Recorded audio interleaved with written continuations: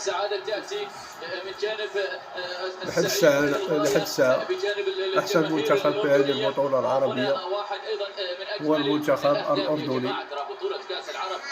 طريقة باش يلعب، فيها أهداف رائعة، طريقة فيها نضج، يعني تسجل بطريقة حقيقة الجمهور فيها يعني من القوة، من الجمالية صراحة فيها، من الإثارة فيها، لحد من الساعة الندية. أحسن والمنتخب الأردني ترى هذه مش مفاجأة، مش شاهد مفاجأة أن المنتخب الأردني تحركات ديال اللاعبين، مش مفاجأة أن مثلا نضيف الهدف الثالث، كرة عرضية للأمام ثم محاولة جول، والهدف الثالث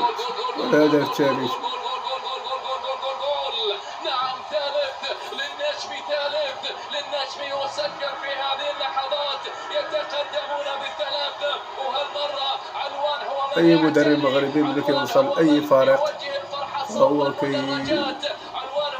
يعطي الفرحة وكيعرف الإمكانيات ديال الفريق وكيوقف على مكان الضعف في داخل الفريق والقوة ديالو، وكيخدم على مكامن الضعف ديال ذاك الفريق، وهي النتائج كتظهر في المنتخب الأردني. هنيئا للمدرب السلامي بالفوز الثاني على الكويت. وهو في الآخر ما كذب خبر، بل أتى بالخبر الثاني، بل أتى بالضربة الثالثة، بل أتى بالمسار الثالث. هنا 3 أهداف للمنتخب الأردني تسجل من خلال هذا اللقاء. يا لها من بداية، يا لها من بداية صعبة في شوط المباراة الثانية الأدرك، ويا لها من بداية جميلة بالنسبة للنجم من خلال هذا اللقاء. الكلام والكلام والكلام كله للأردني. يا سلام يا سلام يا سلام.